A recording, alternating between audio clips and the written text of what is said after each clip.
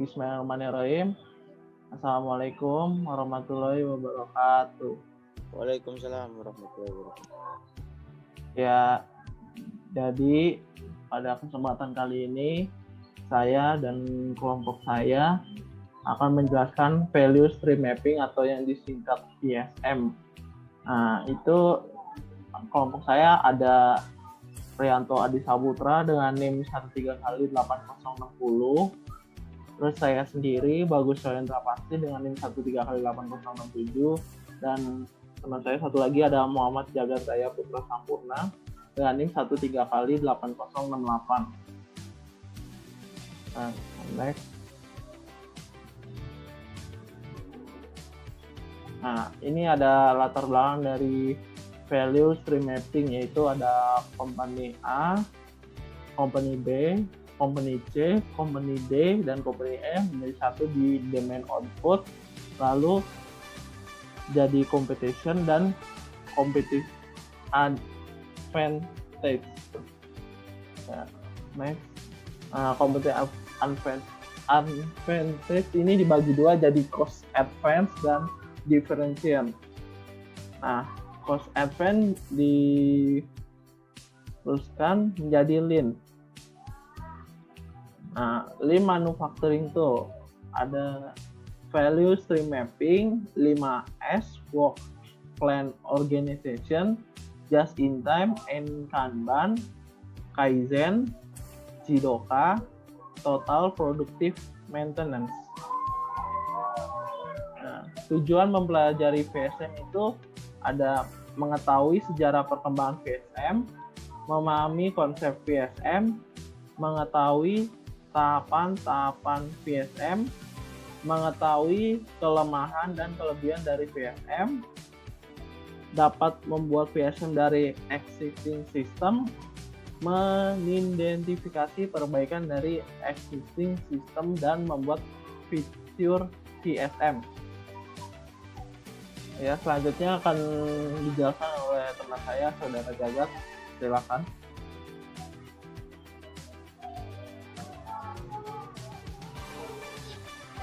Ya, saya akan menjelaskan tentang definisi value stream mapping.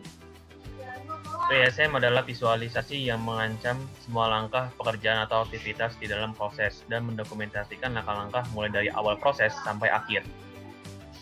Yaitu dikemukakan oleh Gears pada tahun 2002.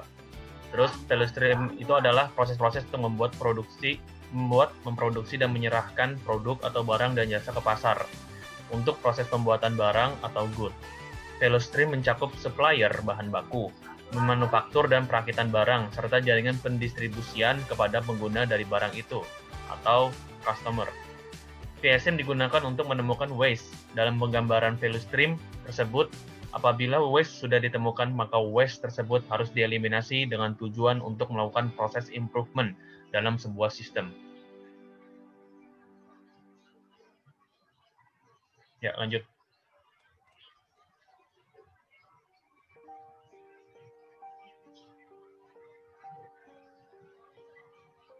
Ya, oke. Selanjutnya itu ada simbol-simbol VSM. Jadi, bisa dilihat sendiri, yang pertama itu ada Customer of Supplier, yang kedua Dedicated Process Box, yang ketiga Share Process Box, yang keempat Inventory WIP, atau Work in Process Technician, Electronic Information Flow, Manual Information Flow, Supermarket Parts, Truck Shipment. Yang bagian kedua ada Supermarket, Production Kanban, Withdrawal Kanban, Signal Kanban, Pivot Lane, Material Push, Physical Material Pool, Kanban Post. Dan yang bagian keempat atau bagian yang terakhir ialah Buffer, Safety Inventory, Computer Assist atau MRP, Heijunka Labeling, Operator, Usage Cell, Kaizen Focus, sama Kaizen Flow. Nah, simbol VSM ini atau aliran informasi ini memiliki sebuah arti-arti. Jadi yang pertama itu ada simbol aliran informasi yang dilakukan secara manual, tanda panah. Dan ada tanda panah yang kayak petir, itu adalah simbol aliran informasi yang dilakukan secara elektronik. Terus ada yang persegi panjang, itu simbol informasi, yang ada tanda panah putus-putus, itu simbol production Kanban. Terus yang ada arsirannya itu ada simbol withdrawal Kanban, terus yang segitiga kebalik itu simbol sinyal Kanban, terus itu yang bentuknya kayak huruf kayak cangkir itu simbol Kanban pos, terus ada yang bulat X itu simbol load leveling, terus ada yang gambar kacamata simbol gosi, terus ada yang gambar kayak gergaji itu simbol Kaizen burst, ada yang simbolnya kayak bulat gitu, terus ada tanda U itu simbol operator. Nah, untuk langkah-langkah VSM itu ialah yang pertama ada identifikasi family product. Yang kedua, gambarkan VSM dari kondisi existing. Yang ketiga, gambarkan VSM untuk kondisi future. Dan yang keempat adalah rencana perencanaan perbaikan. Nah, di sini ada studi kasus yaitu dari PTX, yaitu suppliernya Philips. Jadi itu PTX ini merupakan perusahaan yang bergerak di bidang produksi lead-in-wire atau LIW. Jadi perusahaan ini bekerja sama dengan PT Philips Indonesia Shire sebagai supplier LIW atau lead-in-wire. Ya, mungkin untuk selanjutnya itu bisa dilanjutkan oleh rekan saya, yaitu Saudara Rianto. Oke. Studi kasus kali ini kita bahas ini supplier yang menyuplai light wire itu untuk lampu bagian bawahnya, kawat lampu lah istilahnya kalau di lampu. Next. Nah, studi kasus kali ini PTX atau supplier Philips untuk tetap mempertahankan statusnya sebagai supplier untuk PT Philips, PTX harus terus mempertahankan performansi. PTX masih mengalami masalah berupa keterlambatan pengiriman LIW ke PT Philips Indonesia Shire. Demand LIW dari PT Philips Indonesia Shire adalah 1 juta buah per minggu dengan lead time 7 hari. Namun PTX terkadang mengalami keterlambatan dalam hal pengiriman menjadi 8 hari sampai 9 hari untuk mengirimkan seluruh produk yang dipesan oleh PT Philips Indonesia Shire. Next.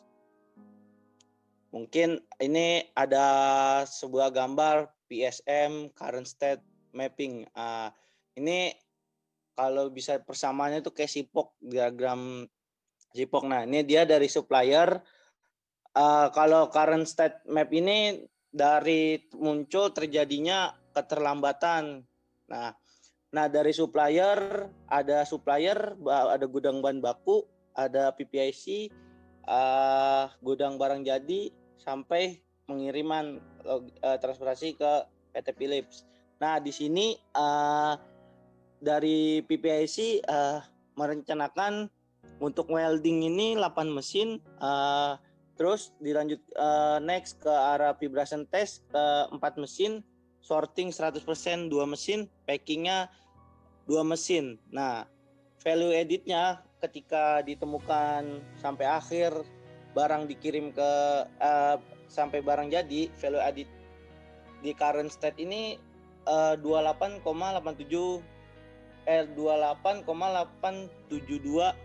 jam.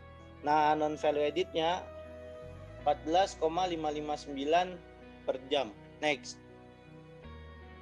Nah, future state mapping. Nah, ini yang setelah diperbaikin.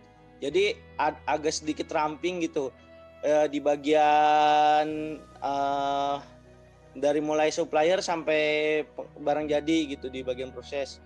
Nah, dari supplier ke gudang bahan baku, dari PPSC, dari welding ini ditambahin mesinnya yang tadinya 8 menjadi 10. Terus jarak ke vibration testnya itu agak dijauhkan. Terus di vibration testnya ini ada 4 operator, di packingnya ini ada 2 operator. Jadi meminimalisir kegiatan-kegiatan yang tadinya tidak mengandung value edit atau disebutnya kegiatan tidak penting atau non value edit. Nah, di sini di future state ini menghasilkan value editnya itu cuma 22,6 0,036 per jam. Nah, non value added udah kecil nih. Yang tadinya 14,559 per jam, sekarang non value added-nya itu cuma 11,43 per jam. Next. Nah, mungkin dari kesimpulannya, setelah kami mengidentifikasi suatu kasus di di supplier PT Philip ini, kami mendapat pelajaran yang benar-benar kami tahu arti gimana caranya mengecilkan waste di suatu kasus. Nah, kesimpulan yang pertama ini, pada awalnya untuk kepentingan internal Toyota jadi Toyota ini sering memakai lean manufacturing untuk menyelesaikan kasus-kasus waste. Nah, yang kedua ini kesimpulannya mampu mengidentifikasi waste dan mengurangi lead time 7,24 per hari menjadi lead time 5,88 per hari dari studi kasus PTX supplier dari PT Philip Shear. Yang ketiga, dari pengamatan yang kami coba dapat digunakan untuk sebagai lean manufacturing atau perbaikan di bagian lean manufaktur.